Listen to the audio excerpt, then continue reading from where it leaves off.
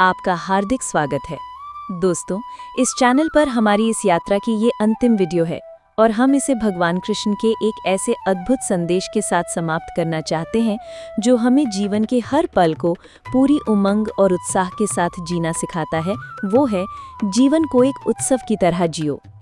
हम अक्सर खुशियों के लिए बड़ी घटनाओं का इंतजार करते हैं, जैसे कोई त्योहार, कोई उपलब्धि या कोई विशेष अवसर।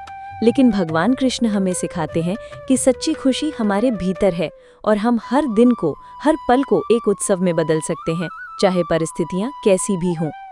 भगवद गीता में भगवान कृष्ण कर्मों के फल की आसक्ति से मुक्ति और समत्व भाव की बात करते हुए हमें आंतरिक आनंद का मार्ग दिखाते हैं।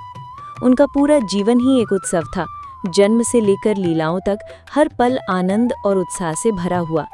भगवान कृष्ण भगवद गीता में कहते हैं, यस्त्वात्मरतिरेव स्यादात्मतृप्तश्च मानवः आत्मन्येव च संतुष्टस्तस्य कार्यं न विद्यते। अर्थात जो मनुष्य आत्मा में ही रमण करने वाला, आत्मा से ही संतुष्ट रहने वाला और आत्मा में ही पूर्णतः संतुष्ट रहने वाला हो, उसके लिए कोई कर्तव्य शेष नहीं रहता। इस उपदेश का क्या अर्थ है? इसका मतलब है कि जब आप अपने भीतर के आनंद स्रोत को पहचान लेते हैं और अपनी आत्मा में ही संतुष्ट हो जाते हैं, तो बाहरी दुनिया की कोई चीज़ आपको विचलित नहीं कर सकती। आपका जीवन अपने आप में एक उत्सव बन जाता है, क्योंकि आपकी खुशी बाहरी परिस्थितियों पर निर्भर नहीं करती। तो अपने जीवन को एक उत्सव की तरह कैसे जिएं? भगवान कृष्ण के उपदेशों से हम 3 प्रमुख बातें सीख सकते हैं। कृतज्ञता का अभ्यास, छोटी छोटी खुशियों को पहचानना। हर दिन उन अनगिनत आशीर्वादों के लिए कृतज्ञता व्यक्त करें जो आपके पास हैं, चाहे वो सांस लेने की शक्ति हो, परिवार का प्यार हो या सूरज की रोशनी हो। जब आप कृतज्ञ होते हैं तो आपका ध्यान अभाव से हटकर उन चीज़ों पर जाता है जो आपके पास हैं और इससे आपका मन प्रसन्न रहता है। वर्तमान में जीना और कर्म का आनंद लेना।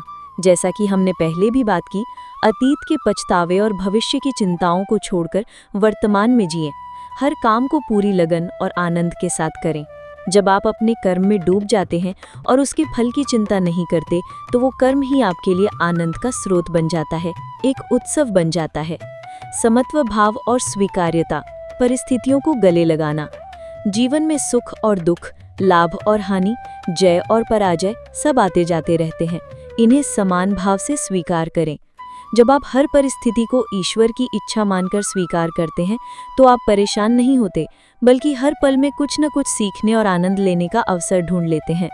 यही समत्व भाव ही आपको हर परिस्थिति में उत्सव मनाने की शक्ति देता है। याद रखिए, जीवन को उत्सव की तरह जीने का मतलब ये नहीं कि आप चुनौतियों का सामना नहीं करेंगे।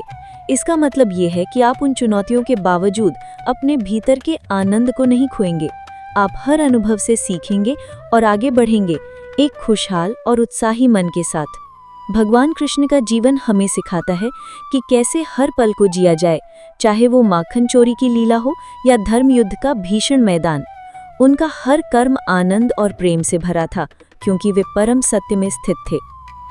आइए हम सब मिलकर ये संकल्प लें कि हम अपने जीवन को एक अनमोल उपहार मानेंगे और इसे हर पल एक उत्सव की तरह जिएंगे। अपने भीतर के आनंद को पहचानें और उसे दुनिया के साथ साझा करें। आपको हमारी ये पूरी सीरीज कैसी लगी, हमें कमेंट करके ज़रूर बताएं। हम आपके विचारों को पढ़कर धन्य महसूस करेंगे। आप और किन विषयों पर भगवान कृष्ण के उपदेशों को सुनना चाहेंगे, हमें बताएं ताकि भविष्य में हम उन पर काम कर सकें। इस अद्भुत यात्रा में हमारे साथ जुड़ने के लिए आप सभी का हृदय से धन्यवाद।